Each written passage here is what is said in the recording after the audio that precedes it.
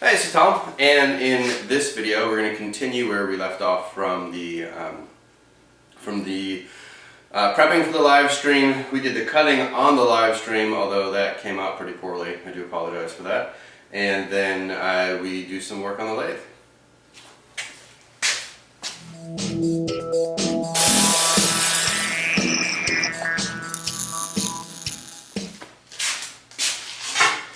Alright, this weekend's projects, and we have a list.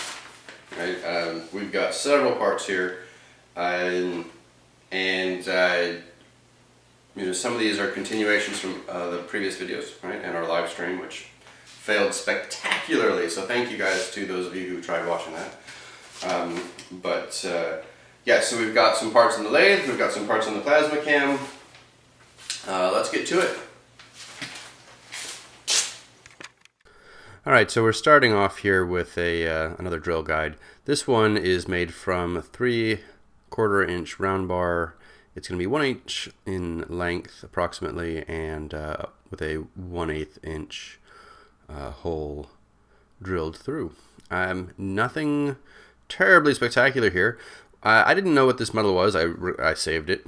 It was just something that I had in stock, but it cut really nicely. The drill had no problem. I center drilled it first. I poked a hole through it. You know, it was only an 1/8 inch, so I did a lot of full retracts to clear chips. So once we got to depth, and I was using the readout or the markings on the quill. Once we got to full depth, we measured off our inch and got everything parted off. So from there, we flip it around and wrap this project up. So let's take a look. Alright, well, even though I punched through, there's a bit of a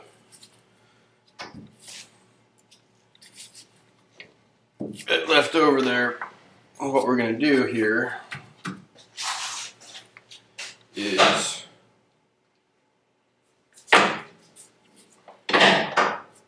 we'll just clean that up real quick. It'll also give me a chance to chamfer the hole.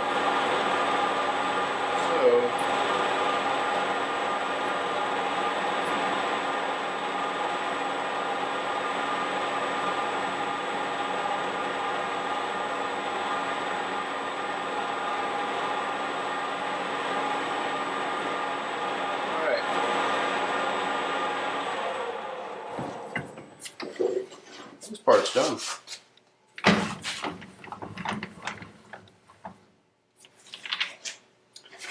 That's it, boys and girls. One more part checked off the list of stuff for my buddy John. So let's take a look.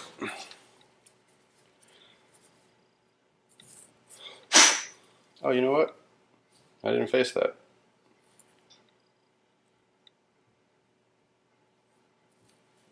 I don't know which side's which.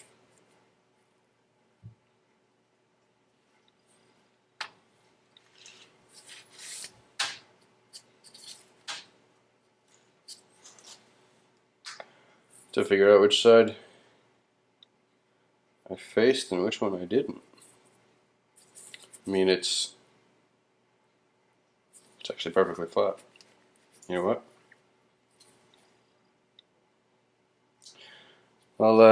I'll check it on I'll check it with the square. If it needs it, I can either mark the side or come back in and face it. I suspect I went in deeper on this side, but I really don't know. And frankly, this stuff parted so easily, so well, that it looks the same to me. The tool marks look the same to me on both sides. I honestly can't tell which side I did from what. Guess that's a good thing. Next up, two of these beasties. You know what? Let's see if I can try the live stream again. I'm going to set some things up for the live stream and I'll be back in just a minute. Okay, so it's Monday night. I just got done doing some more testing, more live stream testing. My wife brought me coffee, which is amazing of her. Yeah, so I just want to give everybody an update. What's going on? So this will go in our grab bag projects video from the weekend. We did all the cutting earlier, right? With our spectacularly failure of a live stream on Sunday. Yeah, if you showed up for that one, Harold, I know you were there, but you didn't catch me on the other parts. But wow, guys, I'm sorry. That one just did. Technically, I'm still trying to figure out how we're going to do some of these live streams. But, it's getting there, a little at a time. So I continue the projects. I did record making this drill guide. And then I switched over to do live streaming using a new piece of software. Software seems to be working okay. It is not the quality that I want right now. But it's helping me narrow down what's happening. And so part of the issue, I think, is the computer that I'm streaming from. Because I did one of the live stream tests earlier in the day, and it actually worked a bit better. And I used my computer in my office for that. I did that early this morning. So next up, I made handles. These are quite stout handles that are going to be for fireplace pokers and stuff like that. These are made from bars of steel that were from weights, right? And actually, frankly, I could use the exercise for what we did, right? So we basically chucked it up, right? It had all the knurling on it, right? So we took 30 thousandths off per side, took the knurling off, half-inch hole, 1 inch deep, chamfered the edges, flipped it around, did the same on the other side to take the rest of it off. These were already cut to size when I got them. I did face them to straighten it up, but otherwise they were dimensionally close. The only critical dimensions on these were half-inch hole, 1 inch deep. Right. Same with this thing. This one was, and actually you probably may see video on that one, but this one 3/4 inch diameter, 1/8 inch hole, 1 inch deep, or 1 inch through hole. Right. Was there anything else that I needed to do today? Can you look at that? Let's look at our checklist. Yes! Oh, these are the fun ones. So, let's look at this. So effectively what's going to happen with these things, right, is these handles, I don't want to put it on too far, but they'll get pushed in there, right, and here's a poker end, and my buddy who brought this stuff over, another fabricator here in town, he did this with his grinder, right? And I can see slits. So basically he must have cut slits into it and then cut them off. And the idea to be kind of an elliptical shape there. So what I'm going to do, first off on this one, this is supposed to be my guide piece, by the way. But I can still see grind marks and stuff like that. So I'm going to see if I can clean this up for him a little bit. Let's see if we can get that chucked up. That's 570. Now, because they're ground,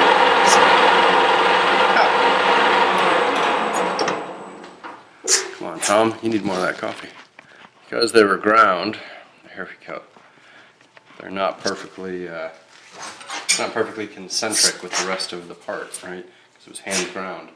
So I may do some cutting. I'm just going to see if I can just do some file work on this one to clean it up a little bit, and then what I'll do is I've got to do 2 more of these, actually 3 more of these, but I will likely just find what the straight angle is, change the compound on the lathe to do that angle, and then file in the radius on it. Alright, just some quick filing to clean up the cuts. You can kind of see where the marks were in there, but just trying to clean up the original.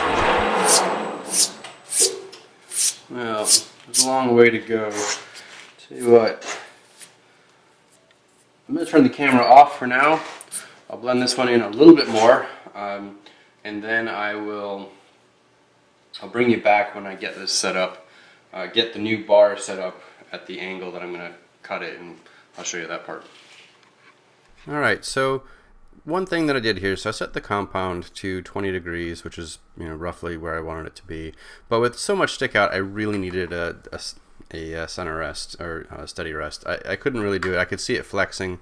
I mean, it was cutting okay, but I couldn't do very deep cuts, and frankly, I wasn't real keen on how close the hand wheel was to the chuck and things like that, and I was getting chatter. So, it's like, why fight this? Let's think about this and do it in a slightly better way. Alright, in the absence of a center rest, steady rest, I decided I can do one of two things. I can either flip the cross slide around, come at it this way, and in reverse, come at it this way, which I've done in the past, right? It works really well. But this needs to be a blended shape anyways, and I was thinking about it. It's like, well, why not try something a little different? It's definitely different for me. I know it's not different for everybody. Some of you have done this before.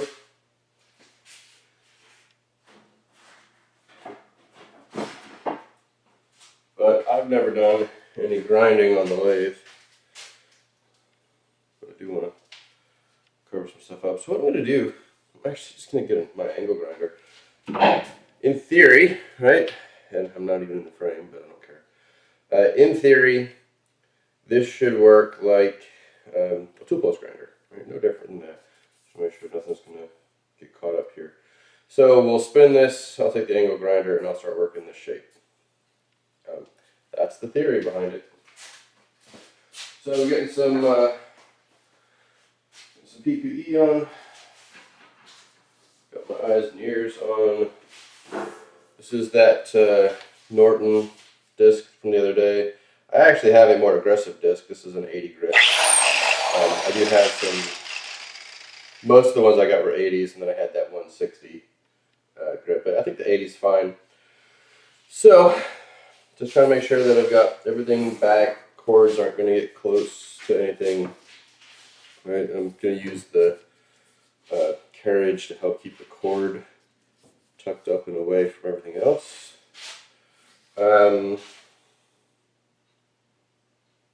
Let's slow the speed down just a little bit.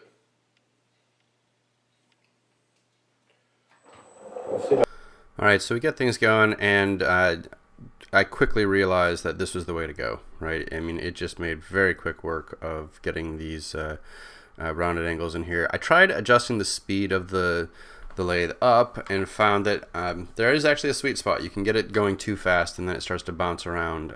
So I brought it back down. I think the sweet spot for me was at 570. The last one I did, I actually slowed the process down in general. I just took lighter cuts, and I just took my time with it, and that was the best of the three. So I'd finally gotten a decent technique on how to do it. So, taking a lighter, less aggressive cut with the flat disc actually gave me a much better result on this. I just took my time, let the flat disc do the cutting, real nice and smooth and easy, and yeah, that was pretty impressive. That went well. It took a little bit longer, but not bad at all. In fact, that's my new technique. File that one away. All right, thanks, folks.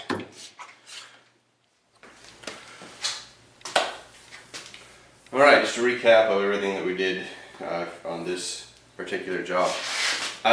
We started out doing the drawing. You can check out the video from the preparing for the live stream video. That drawing gave us this electrical cover, right? So basically 220 goes through, and a 110 fits in there. 4 6-inch circles. 2 base plates with 1/2-inch chamfers, and 2 rather unusual cutouts with a 1-inch chamfer in there. The next thing we did on this one was the 1/8-inch drill guide, right? So it's a 1-inch long, 3/4 inch diameter, 1/8-inch drill guide.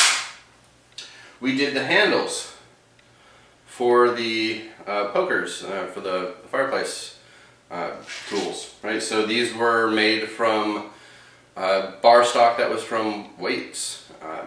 So 1/2-inch hole in there. So we had to take the knurling off, 1/2-inch hole, so 2 of those. And then the last thing we did was we took the sample part, cleaned that up a little bit, and then we went ahead and made 2 more. First trying to use the cross slide, and then later realizing that it was going to work a whole lot better just using the grinder. So that worked out. I mean, that was fast. 15 minutes had all 3 of those wrapped up. So anyways, that's it for this video. I do appreciate you sticking with me. If you have any suggestions or any comments, please leave them below. Check out my Patreon page. I do put some videos up there, or some posts up there that aren't out for the public. Especially this time of year, with it being Christmas, I'm working on some fun projects that I can't release to the public. Right? I just can't put that stuff out there because people will see it. I put that kind of stuff on my Patreon page. Hopefully, it's private enough. Anyways, thanks guys. Appreciate you watching. Thank you all for all the new subscribers, and I will talk to you soon.